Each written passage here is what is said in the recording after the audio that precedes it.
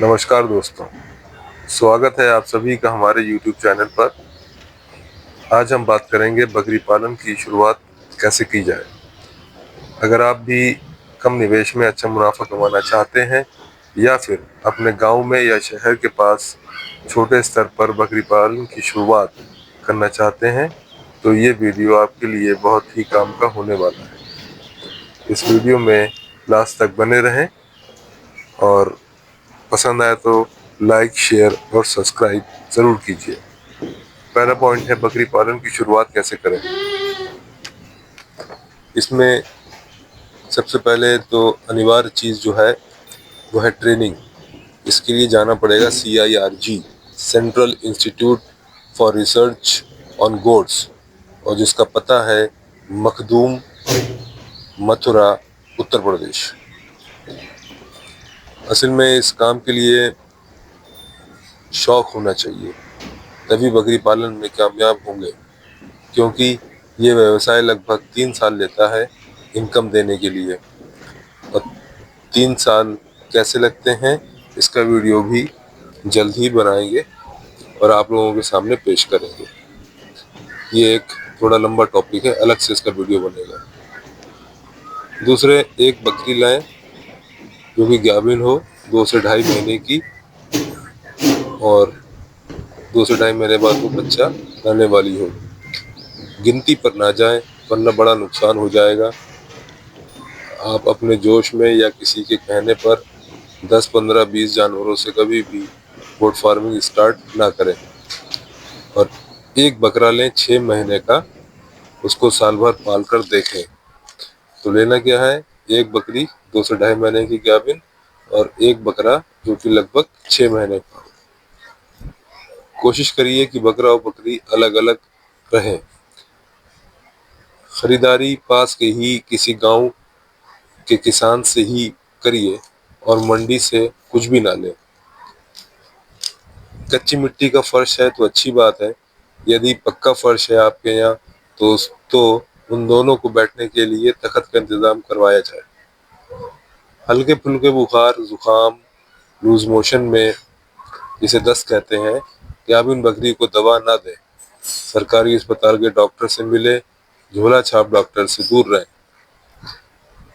और बकरे की डिवर्मिंग करवा दीजिएगा। बकरी की डिवर्मिंग बिल्कुल नहीं करवानी है।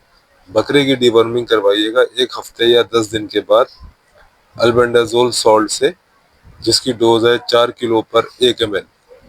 अगर 20 किलो का बकरा है तो 5 ml उसको पिलानी होगी।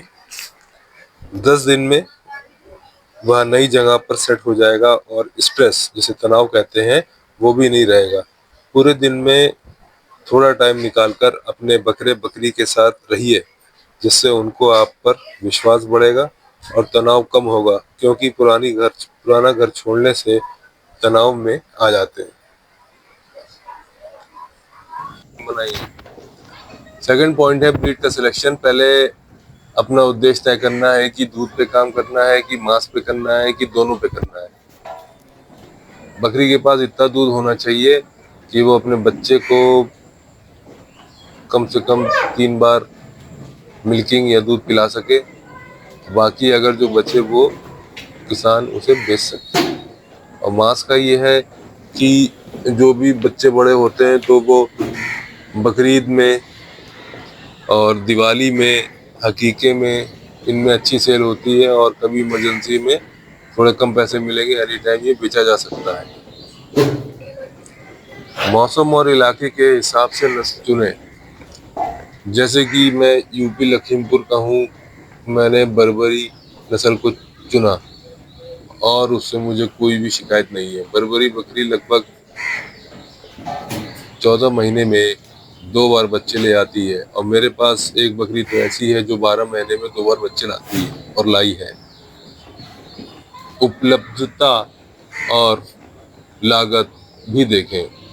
लोकल ब्रीड आसानी से खरीदी और बेची जा सकती है। एक्सपीरियंस होने के बाद राजस्थान और पंजाब की ब्रीड पर भी जा सकते हैं, पर शुरुआत में नहीं। स्वास्थ्य और रोग प्रतिरोधक क्षमता पर ध्यान दें। यूपी के हिसाब से बर्बरी नस्ल का स्वास्थ्य ठीक रहता है। यह इसी क्लाइमेट की है और जल्दी बीमार नहीं होती। इसकी रोग प्रतिरोधक क्षमता अच्छी होती है। रोग प्रतिरोधक मतलब इम्यूनिटी। राजस्थान वालों के लिए सिरोही, अजमेरी, गुजरी, सोजत ये सब लोकल ब्रीड हैं, और पंजाब के लिए बीटल और बर्बरी। बर्बरी और सिरोही इंडिया में किसी भी क्लाइमेट में ढल जाती हैं, किसी भी क्लाइमेट में रह सकती हैं। इनकी इम्यूनिटी स्ट्रांग होती है। उत्पादन क्षमता की तुलना करें तो कॉमर्शियल लेवल पे गोट फार्मिंग में बकरी जल्दी जल्दी 2 या 3 बच्चे लाए और बकरे अच्छा वेट करें। वेट गेन ही टारगेट रहता है इसमें बकरीद में या हकीके के लिए या होली के लिए। अगर आप तैयार कर रहे हैं तो उतनी ही डाइट में अच्छा वेट गेन करें तो ज़्यादा प्रॉफिट होता है। शेड बनाने का उद्देश्य के लिए टिप्स में ये है कि शुरुआत में महंगा और पक्का शेड ना बनवाएं। सीमेंट की चादर जो कि 750 से 950 तक आती है लंबाई और चौड़ाई के हिसाब से। 3 दीवारें खड़ी करें, 8 फुट सामने और पीछे की दीवार लगभग 10 फुट की रखें। एक उसमें दरवाज़ा लगा लें सामने और सीमेंट की चादर ऊपर डाल लें। गोट फार्मिंग कॉमर्शियल लेवल पर करना हो तो आपको 1 से 2 साल का एक्सपीरियंस होना ज़रूरी है।